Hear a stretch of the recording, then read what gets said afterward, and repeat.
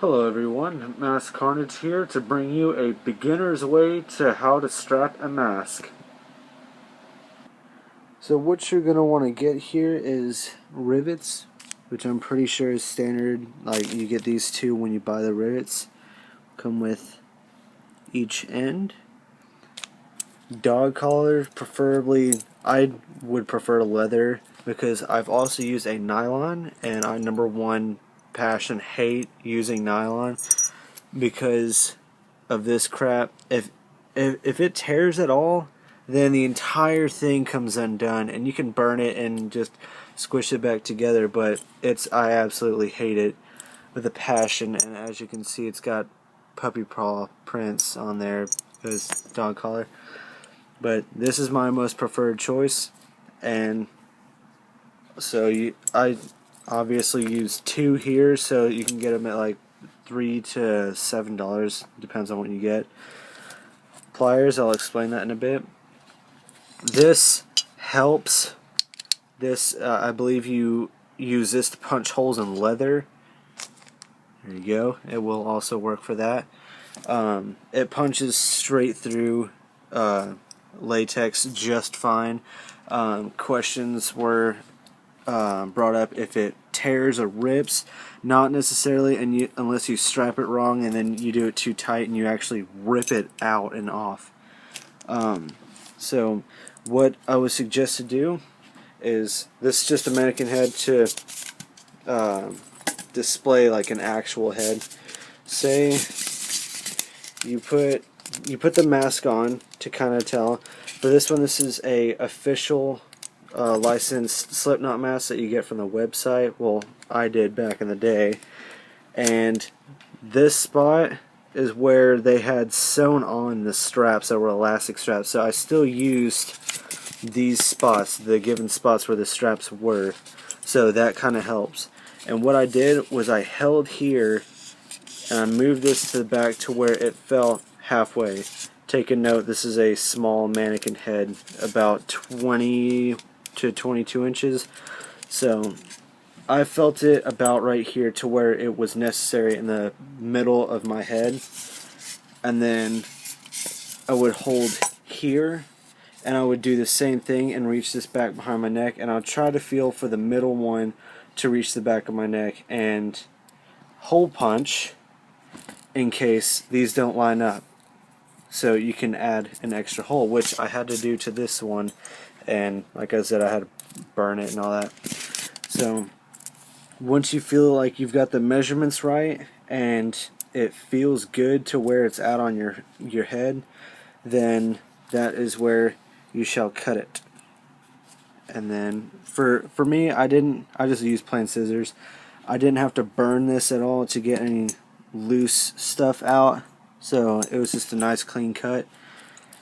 And so after that, I kind of lined up to where I wanted the rivets to go on the front and back, just where I wanted them to be, where I felt they should be. And then for any random reason, I just chose 3. I could have easily done 2 for any reason whatsoever. Even along with this one, I chose 2. That third one's just like an earring design. And as you can see, this is foam. This entire thing is a foam with a latex covering. So it worked past this just fine, as easy as latex.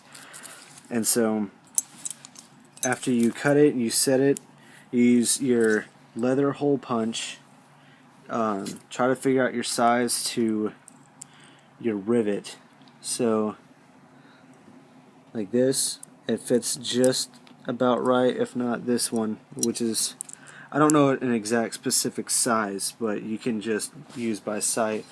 Not sure where you can pick one of these up at. I'm pretty sure you can go to any like Hobby Lobby or Michael's, whatever arts and crafts store that you have, and ask if they have a leather hole punch. And after you line it up, you kind of feel to where you want your mark at, and then you just punch straight through. And for this, all the material ends up falling in that hole, and you can just easily like take a wire cleaner or something, get it out. So you punch your 3, you stick your rivet in, and you should hear a click. I'm going to try and do this with one hand. Okay, right now that is on. It's on but loose. And if you just leave it like this, the rivets have a tendency to just fall out, and it's really annoying trying to put those back in. So where these come in at is you get it and you crush it, you press it, which is what I did with these. You line up for the middle and the middle, and forward and back, and then you just press down. Sometimes you will actually hear a click, and that is this expanding on the inside. I don't know if it'll focus. That is that little end that actually expands, and it locks into this, and it will get a firm closing.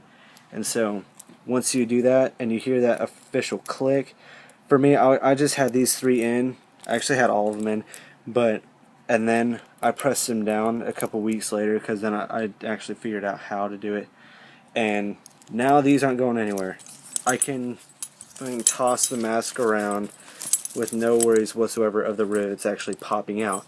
So I feel more comfortable with it. This one especially did it the worst, and I can bend these over any type of which direction that I want.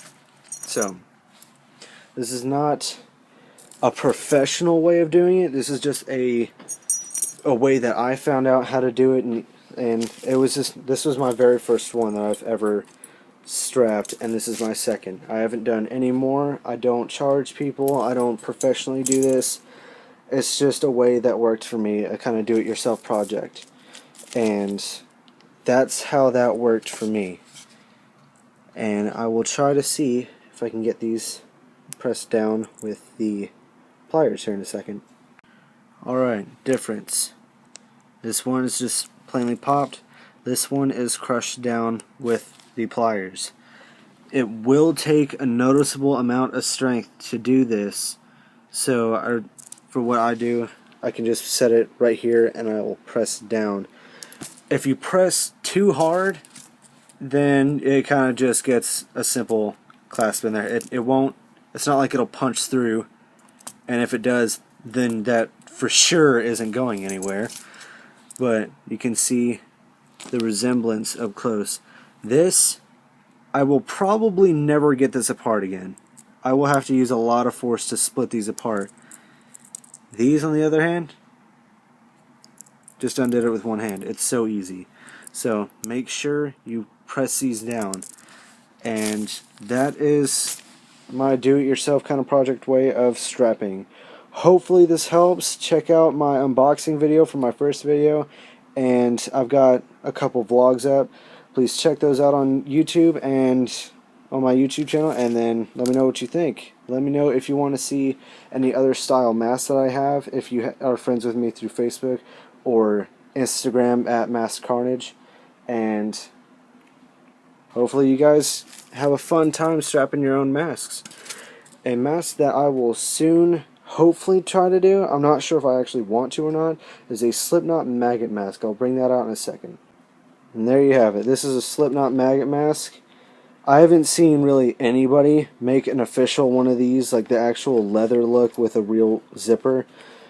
But for this, it has only one fake rivet that they put in there, and how I was talking about how it was sewn in. This is from the Slipknot1.com that I got years ago, and because it's only got the one fake one, that's probably what I would run with if I was strapping it myself. These kind of just fit perfectly for me. That's why I'm debating whether I should do it or not. And it's got two random ones there. Just for a fun little project, because you can pick this up for $25, $30, I would put the random rivets in there. I mean, it's not going to hurt your head. It's not going to affect you in any way. But just for added effect, that's what I would go ahead and do. Your choice up to what you would want to do. This, I mean, there are people that can actually put a real zipper in there. I don't know if I want to. But you kind of get the gist of it. Before, elastic strap. After, rivets and actual leather. So, rundown: rivets, straps, pliers, hole punch, and obviously number one, mask. Because you don't just want to be strapping nothing, that would be boring. So, like it, share it, comment, do whatever, stay crazy.